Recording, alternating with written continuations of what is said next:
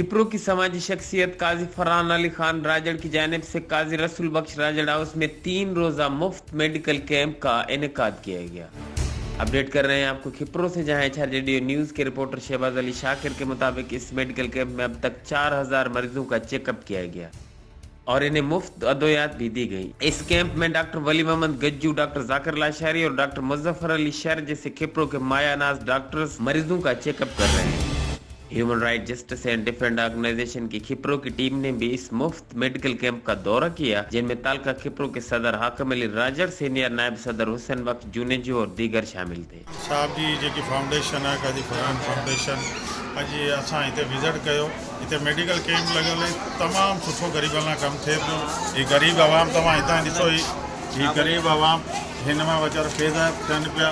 ग़रीब माण्हू जा घणे मसइला आहिनि। काज़ी फरहान साहब माण्हू ग़रीबनि जो वॾो हमदर्द आहे। काज़ी फरहान फाउंडेशन वॾो सुठो कमु करे पई खिपरे जे अंदरि ऐं ग़रीब माण्हुनि जी सभिनि खे इमदाद जे तरीक़नि सां ॿोॾ मुतासिर बीमार हुजनि, घर वेठे सभिनि खे इमदाद, बीमारियुनि लाइ दवाऊं, डॉक्टर सुठे मां सुठा हिते आहिनि।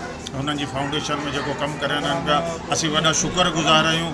Human right justice defender organisation जा असीं ऐं सीनियर नायब सदर साईं तालका सदर, साईं नायब सदर, साईं नायब सदर, हीअ असीं हाशिम मंगरियो असांजो इतलात सेक्रेटरी, असीं सभु आयासीं अॼु विज़िट करण लाइ। असांखे ॾाढी ख़ुशी थी। अहिड़ा माण्हू खिपरे जे अंदरि 8-10 ॿिया ठही वञनि त खिपरे में गुरबत जो ख़ात्मो थी वेंदो।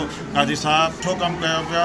अलाह तव्हांखे ॿियो वधाए ॾे, ग़रीबनि जी सभिनि जी तव्हां सहारा लहो था। अलाह तव्हांखे जान ॾे। काज़ी साहब जेको ही कमु करे रहियो आहे ग़रीबनि जे लाइ, ऐं चवां थो तमामु बहितर कमु आहे। ऐं जेको ही ग़रीब मिसकीन माण्हू हिते अचनि था, हिते डॉक्टर वेठा आहिनि, हिते FKR फाउंडेशन जी जेका टीम पूरी वेठी आहे, हिन जेका महिनत कई आहे। तालके खिपरे में इहो वाहिद माण्हू आहे, हीअ वाहिद फाउंडेशन आहे जेका कमु करे पई ग़रीबनि लाइ। मल्टीनेशनल कंपनी जो दवाऊं माण्हू खे ॾियनि पिया। बिल्कुलु ही ग़रीबनि सां गॾु आहे। काज़ी साहब ॿोॾ हुजे चाहे ॿोॾ में हिन जाम माण्हुनि जी मदद कई आहे। लॉकडाउन थी वियो, कोरोना जी बीमारी, उन में काज़ी फरहान राजड़ तमामु वॾी ग़रीबनि जी मदद कई आहे। उन बावजूदि थर में ॾुकार आयो, उते बि काज़ी साहब जी टीम, काज़ी साहब कमु कयो आहे। असां धणी तो दुआऊं था करूं त काज़ी साहब अलाह साईं अहिड़ा नौजवान ॿिया बि पैदा थियनि जेको ग़रीबनि जी ख़िदमत कनि, ग़रीबनि जो साथ ॾियनि, ग़रीबनि सां कुले में मिलाए बीहनि। अलाह